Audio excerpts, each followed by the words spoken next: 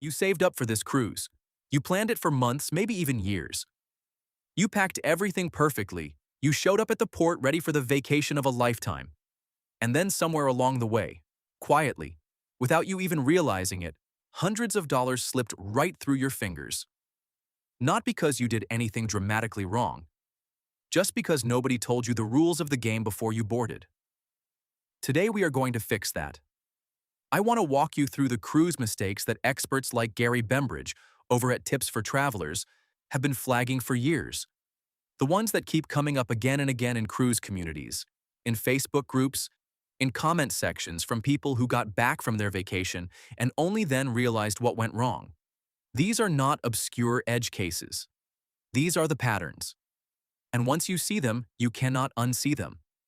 So let us start at the very beginning, before you even think about packing a bag, because the most expensive mistakes on a cruise are almost always made before you step foot on the ship. The first one is choosing the wrong itinerary for the wrong reasons. Now this sounds obvious, and yet it is one of the most common traps people fall into. You see a price that looks incredible, and the itinerary sounds exciting on paper. 6 countries, 8 ports, 12 days. That sounds like incredible value, right?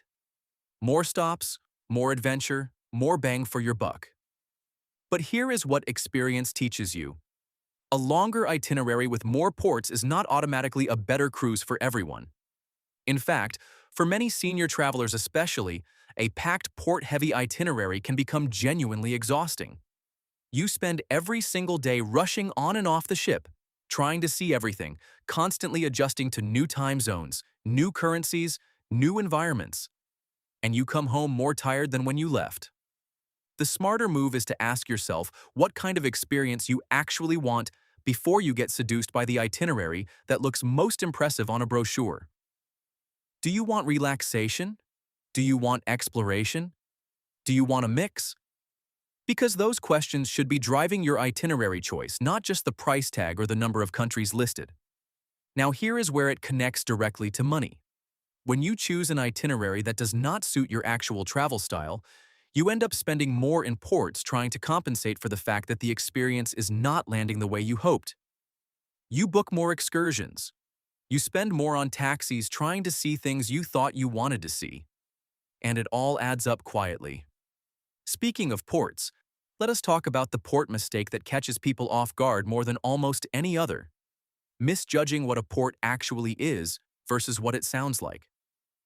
There is a real difference between a port that is genuinely close to a beautiful city or attraction and a port that is technically in the same region, but actually a significant journey away from anything interesting.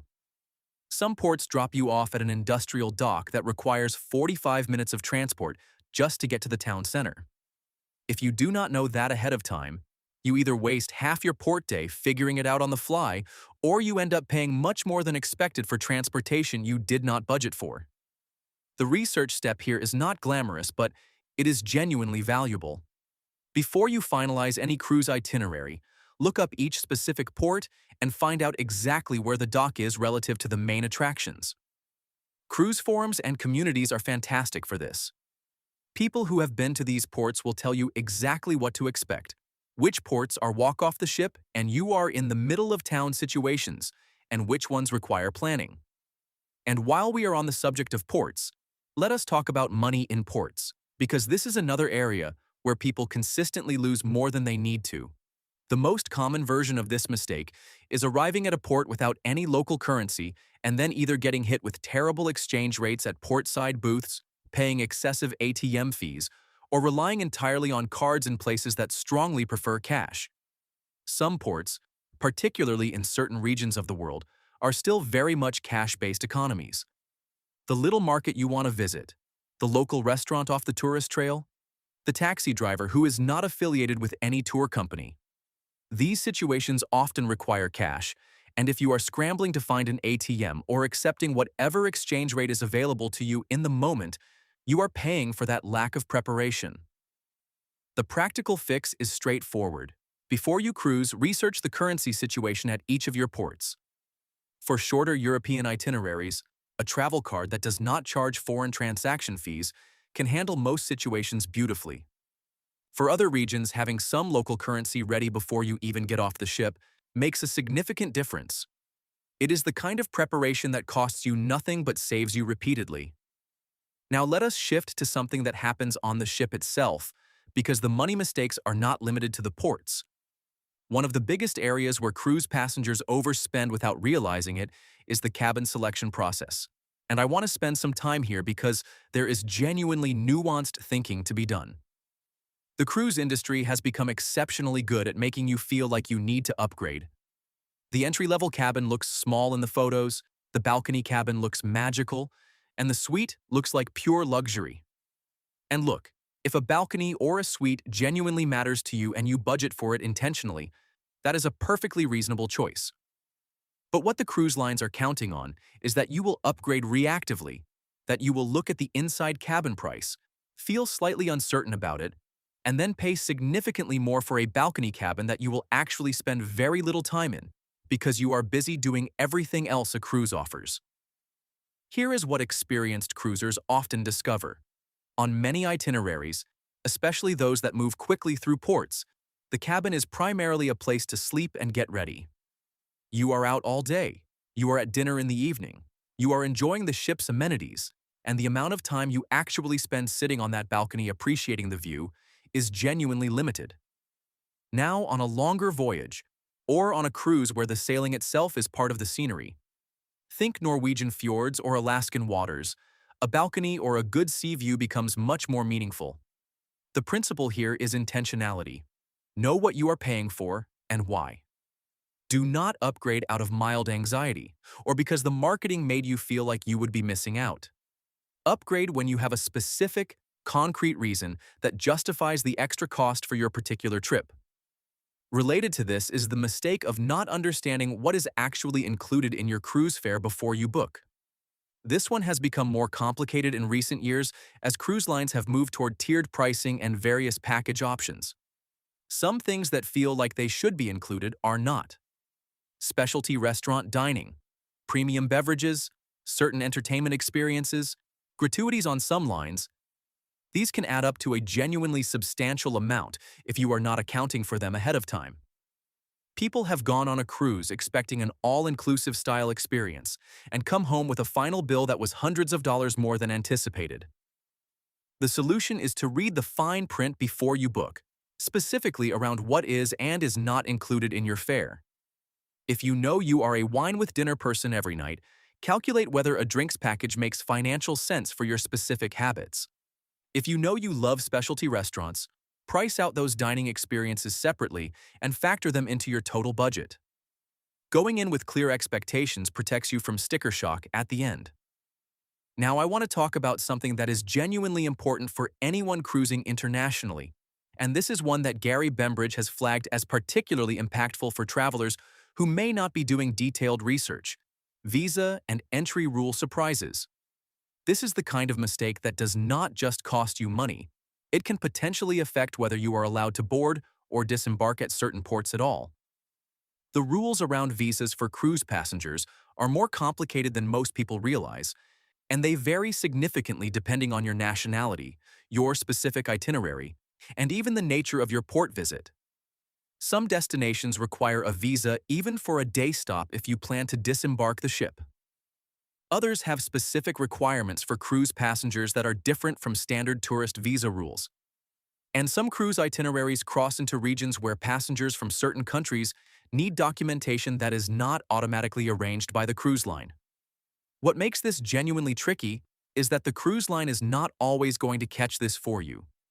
It is ultimately the passenger's responsibility to ensure they have the correct documentation for every destination on their itinerary. If you get flagged at a port because of a visa issue, the ship moves on without you, and the situation becomes both logistically complicated and expensive very quickly. The research process here involves checking the entry requirements for every country and territory on your itinerary, and checking them specifically in the context of cruise travel, not just general tourism. Official government travel websites are the most reliable source for this information. And because rules change, do this check relatively close to your departure date in addition to when you first book. Let us move now to something that might be the single most underrated area of lost value on a cruise: the food experience. And specifically, the mistake of not understanding where the genuinely great food on a cruise ship actually lives. Every major cruise ship has a main dining room. It is included in your fare, it is convenient, and for many passengers it becomes the default option for every meal. But here is what experienced cruisers know. The culinary experience on a modern cruise ship extends far beyond the main dining room, and much of it is included in your fare if you know where to look. There are specialty venues, casual dining spots, themed experiences, and food events that many passengers simply miss because they default to the familiar. They never explore the ship's dining options thoroughly, and they end up going home thinking the food was fine when it could have been genuinely excellent. The flip side of this is that some passengers spend significant money on specialty restaurant upcharges before discovering that the included dining on their particular ship was actually outstanding. The smart approach is to spend the first day or two exploring all of your included options before committing to paid upgrades. Read reviews specific to your ship and the dining venues aboard before you sail. The cruise community online is remarkably detailed about this. You can find genuinely specific feedback about which restaurants on which ships are worth their upcharge and which are not. Now, I want to bring this all together with something that sits underneath every single one of these mistakes, and it is this. The cruise experience rewards preparation in a way that very few other types of travel do. Not frantic, anxious, overscheduled preparation, but informed, intentional preparation. The people who get the most out of their cruise fare, who come home feeling like they genuinely maximize the experience and the value, are almost always the people who spent a reasonable amount of time learning the specifics of their particular ship and itinerary before they boarded. And this is genuinely good news because that preparation is available to everyone. The cruise community is one of the most generous and knowledgeable travel communities out there. Forums, Facebook groups, YouTube channels like Gary Bembridge's Tips for Travelers. These resources exist specifically to help you have a better experience. The information is not hidden. It just requires you to seek it out before you sail, rather than wish you had afterward. Let me give you a quick summary of the core things to walk away with today. First, choose your itinerary based on the experience you actually want, not just the price or the number of ports. Second, research each specific port before you go, where the dock actually is, what transportation looks like, and what the cash versus card situation is, so you are not scrambling. Third, think carefully about your cabin choice and make sure you are upgrading for real, specific reasons that match your itinerary, rather than just responding to marketing pressure. Fourth, read the fine print on what is included in your fare, so that gratuities, beverages, and specialty dining do not catch you off guard. Fifth, check visa and entry requirements for every port on your itinerary, and check them specifically in the context of cruise travel. And sixth, explore your ship's full dining offering before defaulting to the main dining room every single time. There is likely more value there than you realized. These are not complicated changes. None of them require you to become a cruise expert overnight. They just require a bit more intentionality and research than most first-time or occasional cruisers bring to the planning process. If this kind of practical, money-saving travel content is useful to you, this channel is exactly where you want to be. We cover this territory regularly because we genuinely believe that better preparation leads to better travel, and that the information to have a great experience should be accessible to everyone regardless of experience level. One last thought before I wrap up. There is a version of cruise travel where you simply show up, hope for the best, and deal with surprises as they come. And sometimes that works out fine. But there is also a version where you do a few hours of smart research, you understand the terrain you are walking into, and you come home knowing you got real value from every dollar you spent. That second version is available to you. It just requires knowing what to look for. Now you do.